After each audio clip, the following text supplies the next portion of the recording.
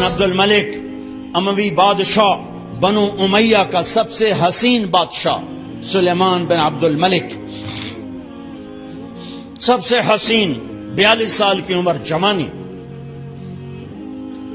اس کی میت کو قبر کے قریب کیا گیا تو ہلنے لگا تو اس کے بیٹوں نے کہا ہمارے ابا زندہ ہیں، وہ سکتہ ہو گیا ہے، زندہ ہیں۔ عمر بن عبدالعزیز رضی اللہ رحمت اللہ علیہ فرمانے لگے ارے بھتیجو زندہ نہیں ہے، قبر کا عذاب جلدی شروع ہو گیا ہے، بل عجل اللہ بالعقوبہ، چھپاؤ، جلدی چھپاؤ۔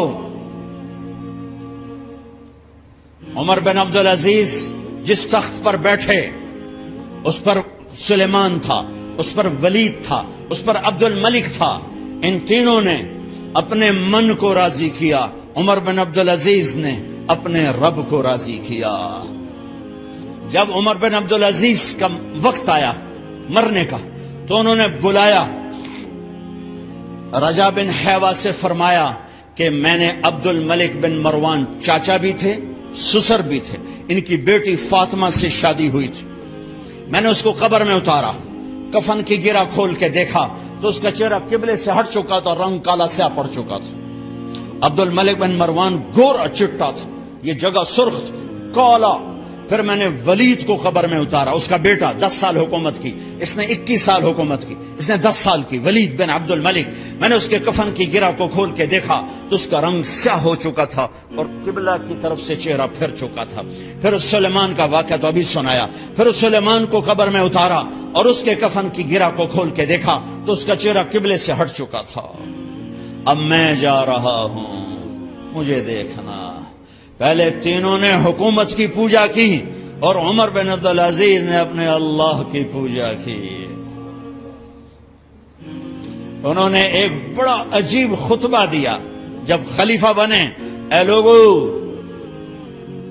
بچپن میں شعر و شاعری کا شوق تھا تو میں شاعر بنا، تھوڑا سا اٹھان ہوئی تو علم کا شوق لگا، میں نے علم حاصل کیا، جوان ہوا تو فاطمہ بنت عبد الملک سے عشق ہوا، میں نے اس سے شادی کی، اب اللہ نے مجھے حکومت دے دی ہے، اب تم دیکھو کہ میں اس سے اپنے اللہ کو راضی کروں گا۔ ہمارے حکمران تو ووٹ سے آتے ہیں اور چلے جاتے ہیں 4-5 سال کے بعد، ان کی وراثت میں حکومت آ رہی ہے اور 3 بر اعظم پر حکومت ہے، اور ایسا رعب دبدبہ ہے بنو امیہ کا، کوئی ان کے سامنے سر نہیں اٹھا سکتا، اور یہ بندہ 2 سال 2 مہینے 3 بر اعظم میں زکوٰۃ لینے والا کوئی نہ بچا، 3 بر اعظم میں سوال کرنے والا کوئی نہ بچا، 3 بر اعظم میں ظالم کوئی نہ بچا، 3 بر اعظم میں مظلوم کوئی نہ بچا۔ لیکن خود کیسا رہا؟ گھر آئے، فاطمہ بڑے اچھے دن گزرے ہیں، اب امتحان ہے، میں تیرا حق نہیں ادا کر سکوں گا، طلاق لینی ہے میں حاضر ہوں، ساتھ دینا ہے تو میرے اپنے حق معاف کرو، اپنے حق معاف کرو۔ فاطمہ جیسی عورت انسانی تاریخ میں کوئی نہیں آئی، سیاسی لحاظ سے، سیاسی۔ دادا مروان بادشاہ، باپ عبد الملک بادشاہ، بھائی ولید بادشاہ، دوسرا بھائی سلیمان بادشاہ، تیسرا بھائی ہشام بادشاہ، چوتھا بھائی یزید بادشاہ اور اپنا خامند بادشاہ، 7 نسبتوں سے یہ عورت شہزادی ہے۔ کائنات انسانی تاریخ میں اتنی بڑی عورت کوئی نہیں آئی، سیاسی۔ فاطمہ کہنے لگیں عمر، میں نے سکھ کے دن تیرے ساتھ گزارے ہیں، دکھ میں تجھے چھوڑ کے نہیں جاؤں گی، جو میں نے اپنے سارے حق معاف کیے۔ پھر حضرت عمر بن عبدالعزیز کی راتیں اور دن کیسے گزرے؟ فاطمہ بنت عبد الملک فرماتی ہیں 2 سال 2 مہینے میں وہ میرے بستر پر میرے ساتھ نہیں لیٹے، انہیں غسل کی ضرورت نہیں پیش آئی، مصلے پہ بیٹھتے اور روتے وہیں سو جاتے اور روتے وہیں سے اٹھتے، پر 3 بر اعظم میں ظالم کوئی نہ بچا، مظلوم کوئی نہ بچا، زکوٰۃ لینے والا کوئی نہ بچا، بھکاری بھیک مانگنے والا کوئی نہ بچا، 3 بر اعظم کو ایسے صاف کر دیا۔ یہ فیصلہ آباد بھی ان کی حکومت میں شامل تھا، چونکہ ملتان وہ بمبئی تک اور ملتان دیپال پور تک یہ سارا علاقہ ملتان میں آتا ہے، اور محمد بن قاسم نے ملتان فتح کیا ولید کے زمانے میں۔ اپنی حکومت کو اللہ کی رضا کے لیے استعمال کیا۔ کیسے استعمال کیا؟ سارے مال فاطمہ کا سارا زیور بیت المال میں ڈال دیا، تنخواہ پہ آ گئے، عید کا موقع آیا، بچوں نے ماں سے کہا، 12 بچے تھے، بچیاں 12 بچے بچیاں، ہمیں کپڑے لے کر دو، عید آ رہی ہے، ہر آدمی اپنے بچوں کے لیے کپڑے لے رہا ہے، ہمارے بچے بھی کہہ رہے ہیں کپڑے لیں، جاؤ بھائی لو۔ فاطمہ کے پاس عمر 3 بر اعظم کے بادشاہ کے بچے آ رہے ہیں، ماں جی عید آ رہی، کپڑے تو لے دیں، ابا سے کہیں کہ ابا سے بات کرتے ہوں۔ ابا تشریف لائے، خزانے لبالب بھرے ہوئے ہیں گندم کے ڈھیر کی طرح، کہ امیر المومنین بچے کپڑے مانگ رہے ہیں۔ فاطمہ میرے پاس تو پیسے نہیں، میں کہاں سے کپڑے لے کر دوں، میرے پاس تو پیسے کوئی نہیں۔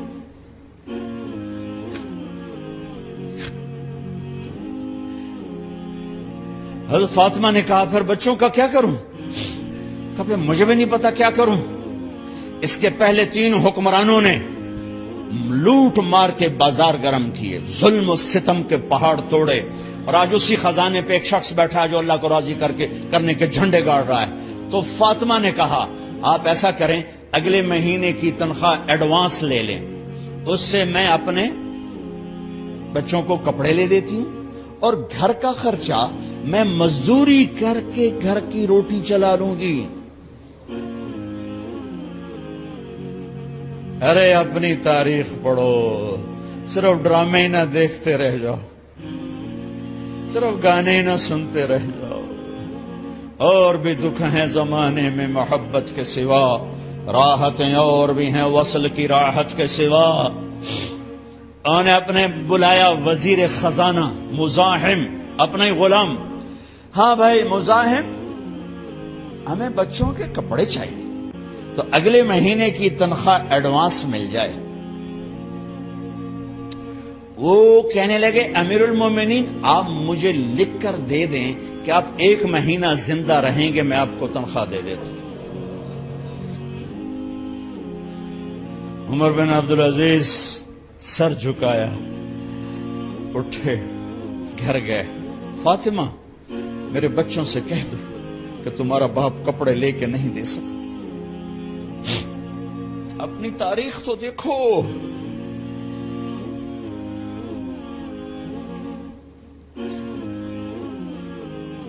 عید کا دن آ گیا، خلیفہ وقت عید کی نماز پڑھاتے تھے، نمازیں بھی خلیفہ وقت پڑھاتے تھے۔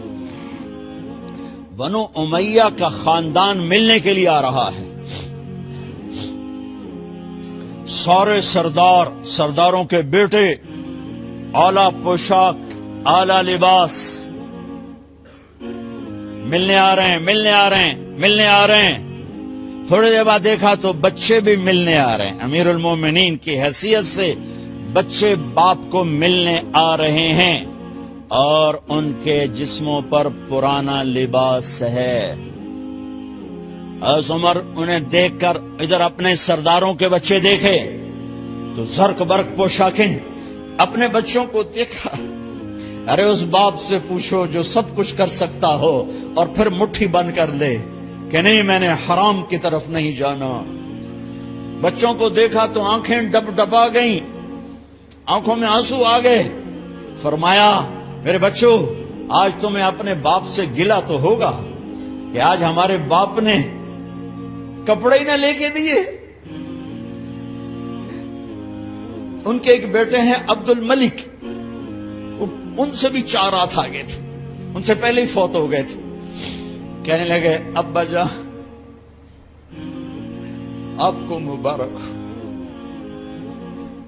آپ نے قومی خزانے میں بددیانتی نہیں کی ہے، آپ کو مبارک ہو۔ آج ہمارا سر بلند ہے، ہم شرمندہ نہیں ہیں، ہم شرمندہ نہیں ہیں۔ انسانوں کو کپڑوں پہ نہیں تولا جاتا، آج کا میرا دیس کا مالدار اتنا فقیر ہو گیا ہے، اتنا چھوٹا ہو گیا ہے کہ وہ اپنا تعارف کروانے کے لیے 50 لاکھ کی گھڑی لیتا ہے، 6 لاکھ کا جوتا لیتا ہے۔ آج کی بیگم اتنی چھوٹی ہو گئی ہے کہ اپنے قد کو بڑا کرنے کے لیے وہ 10 لاکھ کا ہینڈ بیگ لیتی ہے کہ دیکھو میرا بیگ 10 لاکھ کا ہے۔ ارے میری بہن، تو 10 ٹکے کی بھی نہیں رہی اگر تو نے بیگ سے اپنے آپ کو بڑا بنایا۔ او میرے دوست، تو 2 ٹکے کا نہیں ہے اگر تو 10 لاکھ کے جوتے اور 50 لاکھ کی گاڑی سے، 50 لاکھ کی گھڑی سے اگر تو بڑا بننا چاہتا ہے۔ ارے اس دھوکے سے نکلو۔ برینڈڈ برینڈڈ برینڈڈ، کہاں جا رہے ہو؟ جب تم اپنی ذات میں بے قیمت ہو تو رب ذوالجلال کی قسم، تمہاری گھڑیاں، تمہارے بیگ، تمہاری گاڑیاں، تمہارے بنگلے تمہاری عزت کو بڑھا نہیں سکتے۔ ابا جان، آج ہمارا ساڈا ایتھے سر آ گیا، سانو آج ساڈی عید ہو گئی کہ ساڈے ابے آج خیانت نہیں کی تھی۔ آج ہم خوشی سے بلند ہیں کہ ہمارے باپ نے بددیانتی نہیں کی۔ گھر میں تشریف لائے، کہنے لگے فاطمہ کچھ پیسے ہیں، میرا انگور کھانے کو جی چاہ۔ بس فاطمہ رونے لگی۔ فرمایا امیر المومنین، خزانہ تو بھرا پڑا ہے، 1 درم کا بھی تیرا حق نہیں ہے کہ تو 1 درم لے کے انگور خرید لے۔ تو تھوڑا پٹھے، فاطمہ میں جہنم نہیں برداشت کر سکتا۔ او میرے بھائیو، جو دن رات سود میں پھنس چکے ہو، جو دن رات جوے شراب میں پھنس چکے ہو، کیسے اللہ کے سامنے سرخرو ہو کر کھڑے ہوگے؟ فاطمہ میں جہنم نہیں برداشت کر سکتا۔ نہیں،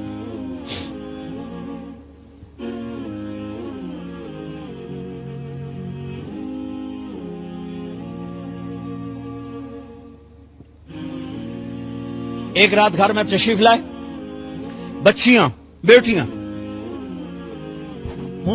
منہ پہ ہاتھ، کپڑا رکھا، دوپٹہ رکھا منہ پہ، اور بات کریں۔ آپ نے پوچھا ارے کیا ہوا تمہیں، یہ منہ پہ کپڑا کیوں رکھتے ہو؟ تو خاموش ہو گئی، لیکن گھر کی خادمہ رو پڑی۔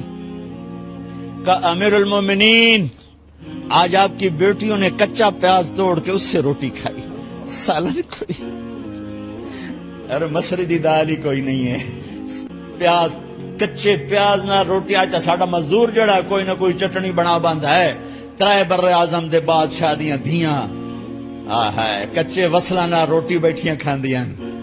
اور میرے آج کا تاجر کہتا ہے جھوٹ نہ بولوں تو کاروبار کیسے،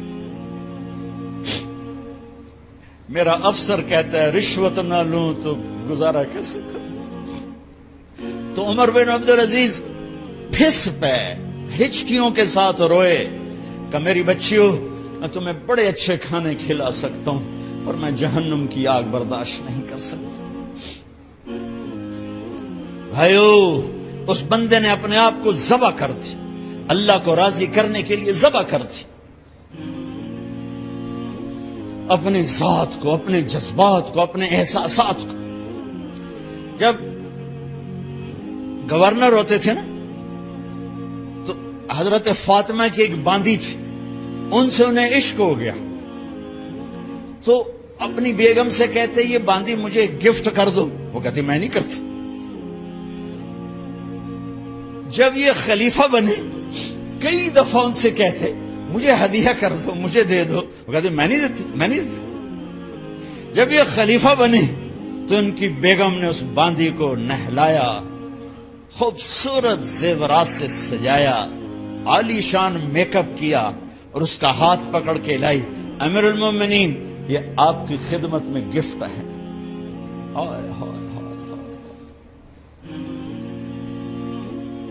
اس کو یوں دیکھا، فرمایا کہاں سے آئی تھی؟ کہا جی عبد الملک نے کوفے سے مجھے زبردستی اٹھوایا تھا، تو 2 آدمی بلائے کہ جاؤ اسے اس کے مالک کے پاس واپس بھیج دو۔ وہ کہنے لگی این وجدک علی یا امیر المؤمنین، امیر المؤمنین آپ کا عشق کہاں گیا جو میرے ساتھ تھا؟ تو عمر کی آنکھیں بھر آئیں، کہا وہ پہلے سے بھی زیادہ ہے، لیکن تمہیں اللہ کے لیے قربان کرتا، میں اپنے عشق کو اللہ کے لیے قربان کرتا۔ ہاں اب اللہ نے صلہ کیا دیا، جب انتقال ہوا ہونے لگا تو بلایا رجا کو، جو میں بات پہلے چھوڑ کے ادھر ان کی تھوڑی سیرت بتائی کہ رجا اب میں مرنے لگا ہوں، عبد الملک کالا ہو گیا تھا، ولید کالا ہو گیا تھا، سلیمان کالا ہو گیا تھا۔ یہ کیوں کالے ہوئے تھے؟ یہ بے نمازی نہیں تھے، بدکاری نہیں کرتے تھے، کسی کی طرف ان کی میلی آنکھ نہیں اٹھی کبھی، یہ ظالم تھے، ظالم انسانوں کا خون پیا، مال میں خیانت کی، اس پر اللہ نے چہرے پھیر دیے۔ آج عمر بن عبدالعزیز جا رہا ہے کہ دیکھو میں جا رہا ہوں، مجھے دیکھو میرے ساتھ کیا ہوتا ہے۔ ان کا انتقال ہوا، ان کی میت قبر کے کنارے رکھی گئی اور اب نیچے اتارنا ہے۔ سلیمان کی میت کو اتارنے لگے تو ہلنے لگا اور عذاب قبر پہلے شروع ہو گیا۔ عمر کی میت کو جب قبر کے قریب کیا گیا، ایسے ہوا کا جھونکا آیا، ایک پرچہ ایسے لہراتا ہوا یوں آیا، یوں آیا، یوں آیا اور عمر کے سینے پر گر گیا۔ لوگ کٹھے ہو گئے، پرچے کو کھول کے دیکھا گیا تو اس پہ لکھا تھا بسم اللہ الرحمن الرحیم، براءۃ من اللہ لعمر بن عبد العزیز من النار۔ یہ پروانہ ہے اللہ کی طرف سے اس کے بندے عمر کے لیے کہ اسے جہنم سے نجات کی خوشخبری سنا دی جائے۔ آہا، مرنا ہو تو یوں مرو، اللہ ایسی موت دے دے۔ کہتے ہیں پھر میں نے ان کو قبر میں اتارا، جب قبر میں اتارا تو کیا دیکھا؟ میں نے کفن کی گرہ کھولی تو چہرہ قبلے کی طرف فٹ اور یوں لگا جیسے 14ویں رات کا چاند قبر میں اتر آیا۔